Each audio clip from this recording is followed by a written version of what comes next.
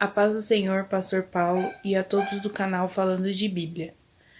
A minha pergunta para o canal Falando de Bíblia hoje é: um casal onde um dos cônjuges não é cristão, esse relacionamento seria um relacionamento evangelístico ou um propósito de Deus? Responde aí pra gente, Pastor Paulo. Deus abençoe. Shalom, shalom, meus queridos irmãos, eu sou o pastor Paulo Nascimento e esse é mais um vídeo resposta aqui do Falando de Bíblia. E nessa feita eu quero responder a pergunta da irmã Milena Silva de São Paulo. Ela bateu um papo comigo lá no Instagram e enviou uma pergunta que eu acredito que seja a dúvida de muitas pessoas, pois esse é um assunto que roda, vira e mexe nas nossas igrejas. E ela também quer saber uma resposta. Existe namoro ou relacionamento ou casamento que seja evangelístico? E aí? Tipo, a menina é cristã e o marido não é. O rapaz é cristão e a esposa não é. O namorado é crente, mas a namorada não é. O rapaz, o noivo, é do mundão, da zoeira, do pagode, da cerveja, da balada, e a menina, a noiva, é cristã. Isso engloba 3 áreas: o namoro, o noivado e o casamento. A Bíblia fala para nós não nos metermos em jugo dos infiéis, debaixo do jugo dos infiéis. A ideia de jugo é aquela madeira que a gente colocava nos bois para eles puxarem a carroça. E aquele que fosse o mais fraco daria trabalho duplo para o mais forte. E aí o trabalho não saía como deveria sair, dava problema. E aí quando você tem um cônjuge que um quer ir para a igreja, o outro quer ir para a balada, ou você tem um namoro, você tem um noivado em que um quer as coisas de Deus e o outro quer as coisas do diabo, vai dar ruim. Eu não acredito em namoro evangelístico. Eu acredito que Deus une propósitos, mas também acredito numa coisa: tem muita gente que não é crente, cônjuges, homens que não são crentes, que são maridos maravilhosos, exemplares. Nunca alçaram a sua voz mais elevada para sua mulher, nunca levantaram a mão para ela, amam e respeitam a família das suas esposas, assim como outras mulheres que são bênção para os seus maridos que são crentes, mas ela ainda não o é. Faz a comidinha em dia, tudo fresquinho, é uma excelente dona de casa, às vezes trabalha fora, às vezes toma conta do filho que não é dela e toma conta melhor do que a própria mãe. Então a gente há de se avaliar, porque tem gente que está na igreja que é uma verdadeira bagunça, um verdadeiro demônio. Né? Porque carrega a Bíblia, prega, canta, é líder de departamento, é alguma coisa, porque é crente, o meu marido vai ser mil maravilhas. Tem gente que está na igreja, mas em casa é um demônio, um satanás. Um satanás. Mas vamos à regra bíblica, Efésios capítulo de número 5, verso de número 22, instrução do apóstolo Paulo: vós, mulheres, sujeitai-vos a vosso marido como ao Senhor. Porque o marido é a cabeça da mulher, como também Cristo é a cabeça da igreja, sendo ele próprio o salvador do corpo. De sorte que assim como a igreja está sujeita a Cristo, assim também as mulheres sejam em tudo sujeitas a seu marido. Verso 25. Vós, maridos, amai vossa mulher, como também Cristo amou a igreja, e a si mesmo se entregou por ela, para a santificar, purificando-a com a lavagem da água pela palavra, para apresentar a si mesmo igreja gloriosa, sem mácula, nem ruga, nem coisa semelhante, mas santa e irrepreensível. Assim devem os maridos amar a sua própria mulher como a seu próprio corpo.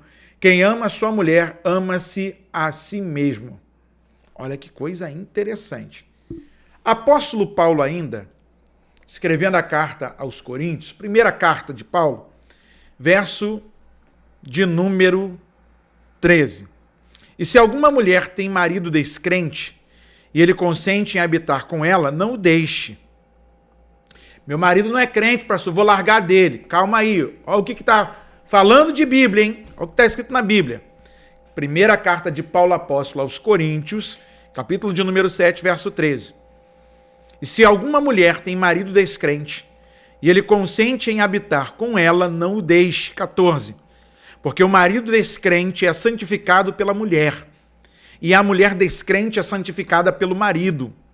Doutra sorte, os vossos filhos seriam imundos, mas agora são santos. Verso 15 do capítulo 7 da primeira carta aos Coríntios. Mas, se o descrente se apartar, aparte-se, porque neste caso o irmão ou irmã não está sujeito à servidão, mas Deus chamou-nos para a paz. Verso 16, porque donde sabes, ó mulher, se salvarás teu marido? Ou donde sabes, ó marido, se salvarás tua mulher? 17, e assim cada um ande como Deus lhe repartiu, cada um como o Senhor o chamou. É o que ordeno em todas as igrejas. Olha que coisa linda Paulo está ensinando.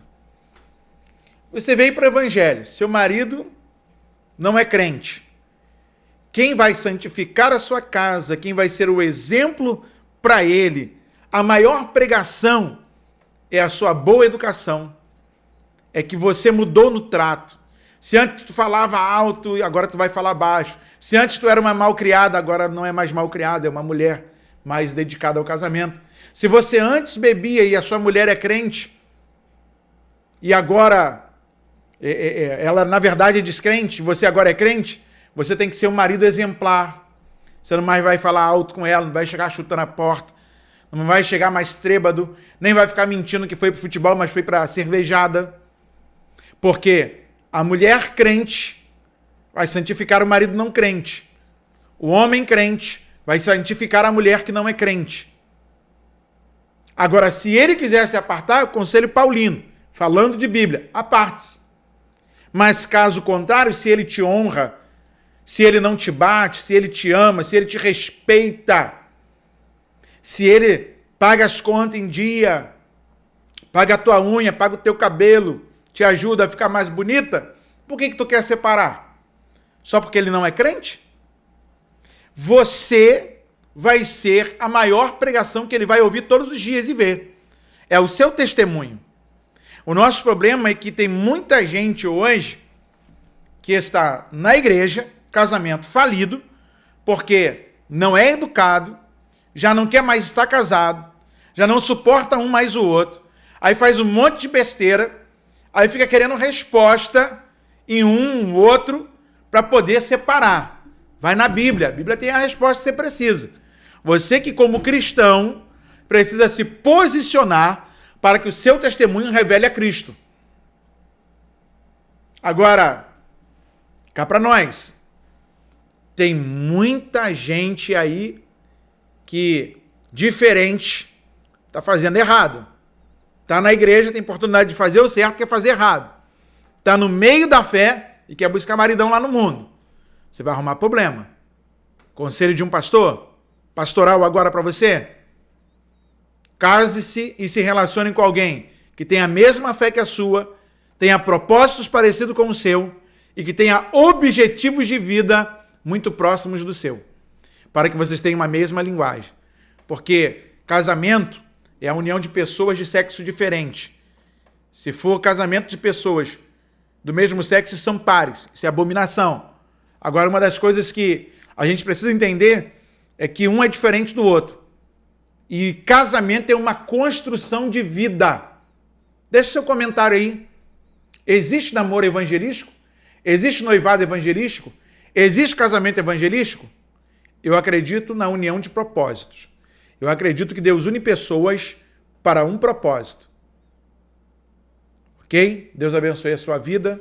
Deus abençoe a irmã Milena Silva de São Paulo, que nos enviou essa pergunta, que acredito que vai ser uma resposta para muitas outras pessoas que já gostariam de falar alguma coisa aqui no canal com a gente. Deus abençoe a vocês que estão aí com a gente todos os dias, comentando, compartilhando, participando aí de alguma forma.